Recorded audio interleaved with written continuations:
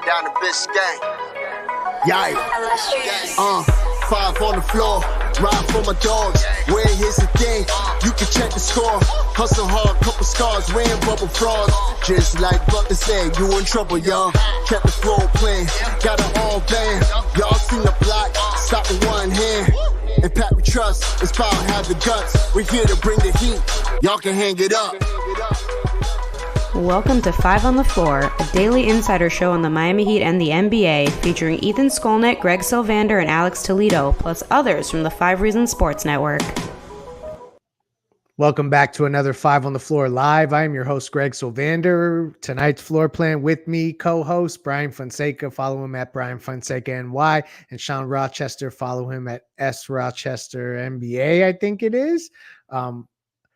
We got the comments flying in. We are live. We are going to go over what is another fourth consecutive Miami Heat loss, 100-88. This is a team that I don't know what their identity is. They win 7 of 8. They lose 4 straight. We're going to get into what the hell this team is.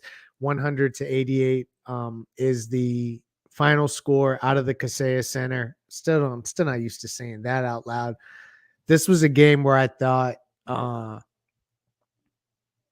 Denver, you played a game where you could have dragged it into the mud enough and you could have beat Denver. Denver did not play great tonight.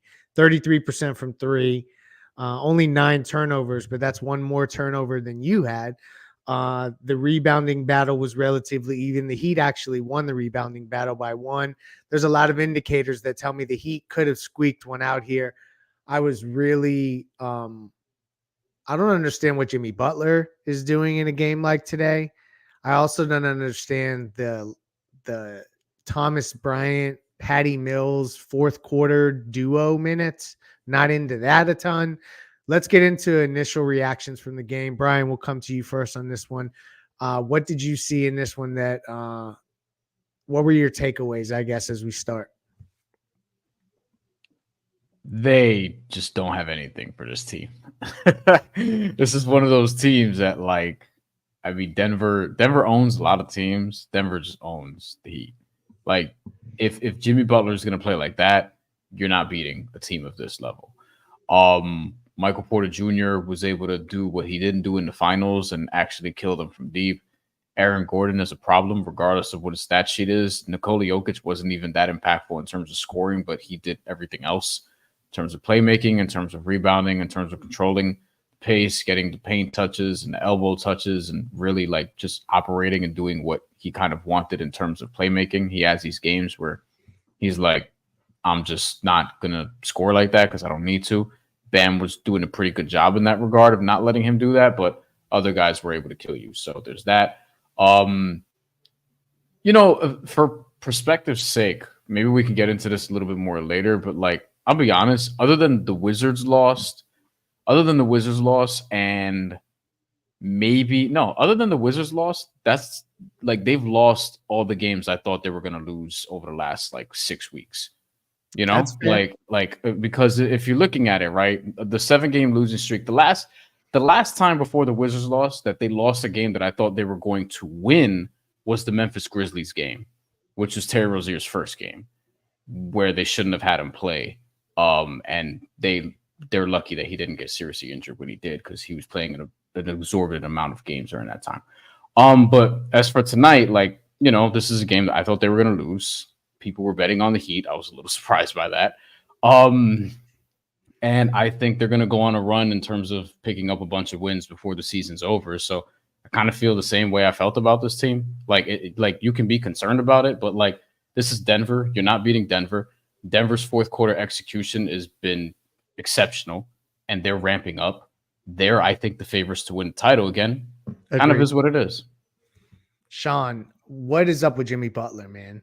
What on a night like tonight, his first free throws did not come until 3 minutes left in the game. Maybe it was 2 minutes left in the game. That's not going to cut it for this team.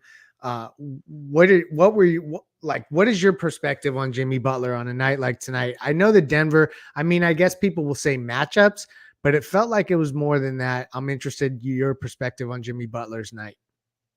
They just have a lot of very active length that they can throw at him.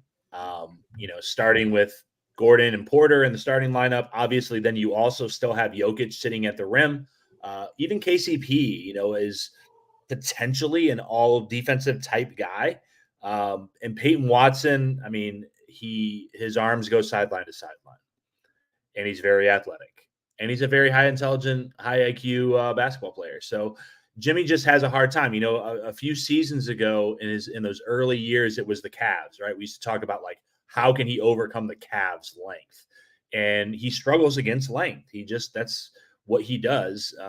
Unfortunately, because of the way he plays, when you put longer guys on him or stronger guys on him that can not be stronger, but like him bang with him, because Jimmy's a very strong guy. But it's also a team thing. Jimmy can't. I don't think Jimmy can beat them one-on-one. Agree. And it's not the style of player he is anyways. But also, when you have lacking movement, whether it's ball movement or player movement, it makes it even harder for Jimmy to overcome the length because you just don't have the space for him to operate in. And I think Denver does a good job of sort of flattening us out, forcing us to one side of the floor. And ultimately, you only have to guard, I don't know, half the floor. I mean, if that. And that's frustrating because it's not that Jimmy's been figured out by any means. I know I saw something in the comments about that. It's just this is kind of what he struggles against, this type of team. Yeah, I thought Duncan Robinson also not shooting well. Like, it just left no space for them to operate. There was one guy that ended up finding himself in this game, and we are going to note that with our Rocky Sports Gamer of the Night. And now on 5 on the Floor, it's time for the Gamer of the Night, sponsored by Rock Esports Center, the place to eat, drink, and play all day. Host your next birthday party with them. Located at 15305 South Dixie Highway in Palmetto Bay, they've got a 5,500 square foot state-of-the-art center equipped with all the high-end power. Play all-day passes available for just $25, but if you mention 5 reasons, it's just $20. So mention 5 reasons or 5 RSN. You get to play all day for $20. And now, the Gamer of the Night. I know people are not going to be happy because they lost, but Bam Adebayo played well. 7 of 15, 17 points, 13 rebounds. He was a guy who hit a 3, 2 of 4 from the free throw line. Obviously, we want him to hit all his free throws. 3 assists, 1 steal, 1 block. Bam Adebayo is our Rocky Sports Gamer of the Night.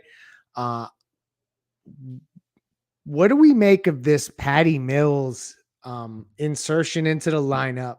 And then the dude is like basically taking all of the guard minutes for DeLon Wright. I think that it's an interesting thing. Brian, I'll come to you first here on where do you think Spo's decision making is coming from, where he's leaning into Patty Mills so early into games, but also so early into his Heat career?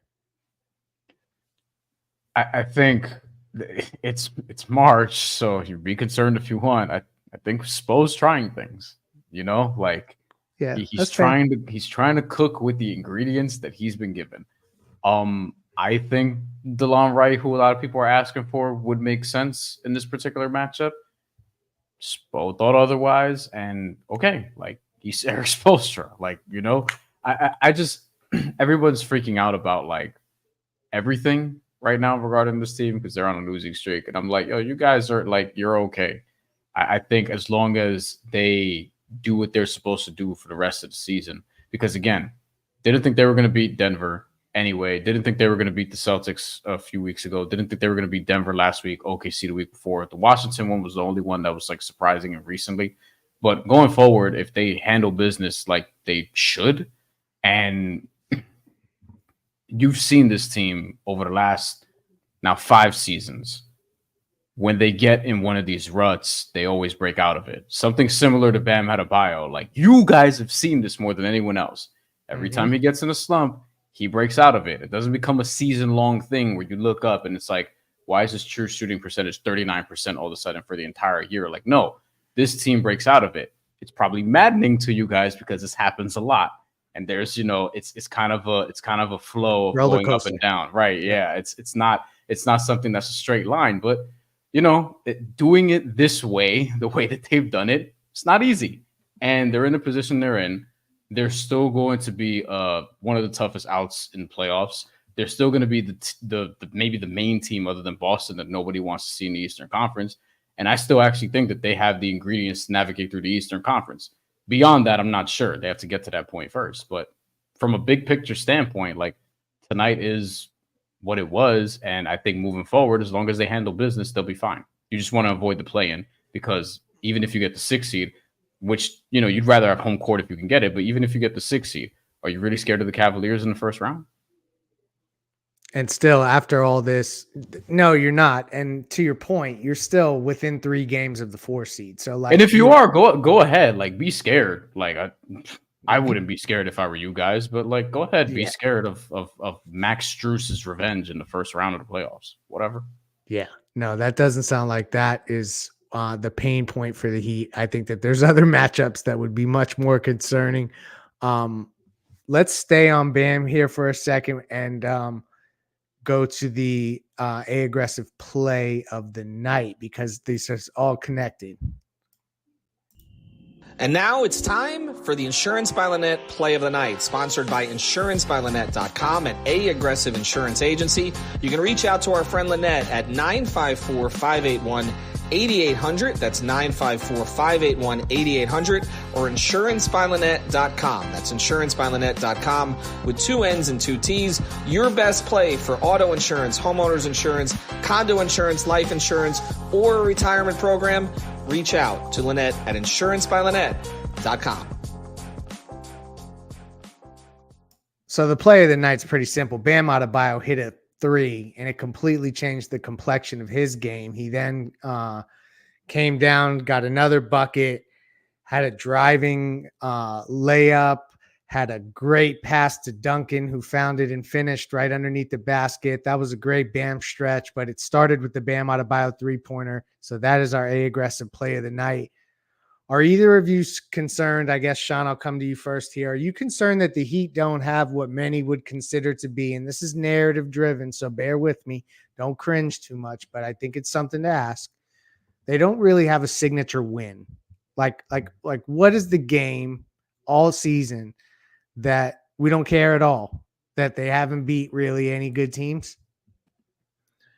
I have no idea. I know this keeps coming up, and it seems like every time we claim to have a signature win, then we reevaluate and say that win was not signature enough.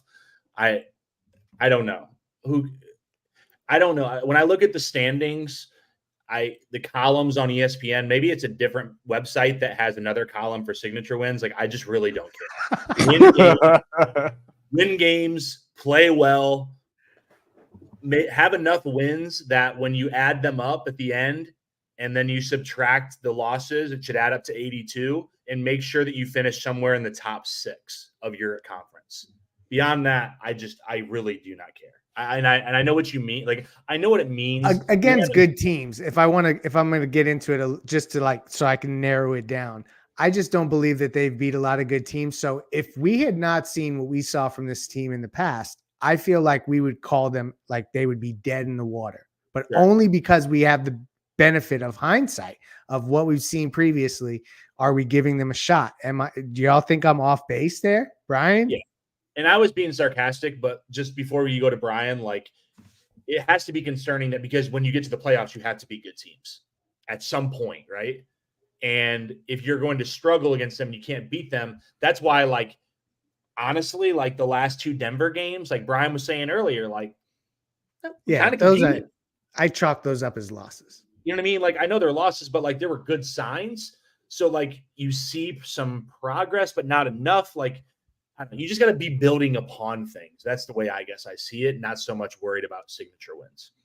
That's a good point. And they can build upon things as we go forward here because they have a very favorable schedule, which we're going to get into as well to end the show. I think Sean has that already kind of cranked up in terms of how many wins we can get to. And I think he's pretty logical with the way he had it broke down. So, I mean, I guess let's just get right into that because this is a situation where I can tell that we have arrived at a place with this team where they have put us in such a cynical spot where it's hard for us to evaluate game over game and make any sweeping judgment. So if you look ahead, if we put these 4 games behind us and try to just look ahead, this team can still get to almost 50 wins. We talked about this pre-show. Sean got us to 48. Brian, I'll ask you, what do you think it takes to stay out of the play-ins? 46 wins, 45 wins? What keeps you 6 seed or above? 45, 46 is probably right, which, by the way, the beginning of the season, when we knew they weren't going to get Damian Lillard, I had them between 45 and 47, something along those lines, which is still pretty attainable. But like, I know we have to get wrapped up in the game by game shit. Like, we're literally doing a post game show, so I recognize what this is. But we do this shit every year with this team, where it's like, people in the comments, for example, like, they're concerned about how good this team actually is, and I'm just like, you're right to do that, by the way, like, totally. But we've seen this team do just crazy shit over the last 5 years, for lack of a better way of saying it. Like, I'm done doubting these dudes. I'm just done doing it until, like, I see them fall on their face, which they've only done one time in the playoffs, and that was after a 7-week offseason, where all the teams who made it far in the bubble, literally the entire Final Four, none of them won a second-round game. Denver got to the second round, they got swept. None of the other teams got out the first round. Like, I've just seen this team do it time and time again, even after they look like shit. There have been playoff series where they look like shit one game, they respond the next game, they look like shit again. They look like shit for 3 straight games against Boston and then won game 7. Going away, I might add. Like, I'm just done with the whole game by game. Like, are they going to be okay? Like, no, they're going to be fucking fine. They're going to be fine because that's what this team does. They have the most playoff wins in the last 4 years with 38 in the entire NBA. Most playoff series wins of the NBA for the last 4 years with 8. 2 finals appearances. Nobody else has more than 1. Like, this team just does impossible shit. That's what they do. It's not a formula you can bank on all the time, but I'm not going to write them off until they're actually done in terms of being competitive on that high level. If they lose and if they get to the finals and lose, they get to the finals and lose. But I think people here are saying, like, they're not going to win a series. They're going to be a first-round exit, second-round exit. Like, okay, you could think that. And if that makes you happy watching your favorite team, fine. But, like, I'm not doubting these dudes because I've seen them do it time and time again against who fucking ever. Like, they beat literally the best 2 teams in the Eastern Conference last year in the playoffs. They were underdogs in every series. They were underdogs in like 80% of the games they won. That's not even a made-up stat. You know what I mean? Like, this is the ultimate franchise that does this shit. So I'm just sitting here watching fans. Not a Heat fan who's saying that, y'all. Right. If it comes from Sean or I, everybody's gonna be like, "Oh, that's Homer talk." But you are not a fan. This is what bugs me out. It's like I'm watching fans of this team being like, "Yo, oh, they're cooked," and I get it. Like, whatever. Like, this is what fans do. Like, it's short for fanatic. But I'm watching you guys drive yourself crazy, and it's like you've seen this team overcome so much different shit. Last year was worse than this. Last year was fucking worse than this going into the playoffs, and we saw what happened. Doesn't mean it's going to happen again, but you guys know where I'm going with this. Like, I'm not writing these dudes off. And you know what the beautiful part about this whole segment is that the schedule is flashing up. And that comment was great. Look at the schedule. Look at the response to the comments to that one. 2 games against Detroit. Philadelphia's banged up. Cleveland's banged up. New Orleans has played well. Cleveland is a winnable game at home. Golden State, Portland, both winnable games at home. At Washington, you better get that game. New York, Philadelphia, Houston, Indiana. I mean, yeah, you could sprinkle in a loss here or there, but to your point, there's a reasonable path to, as Sean pointed out pre-show, another 13 wins that gets you to 48. And then you're probably sitting in the 4-5 matchup. And so as we close, I just want Heat fans to take a deep ass breath. It's a 4-game losing streak, but they won 7 of 8 prior to that. And they're probably going to rattle off a bunch of victories now and get back on track. So while there are concerns, while there are obstacles, there are none. Thank you very much for joining us. We are wrapping. Peace out. We appreciate our sponsors. Appreciate Sean, Brian, and that's it.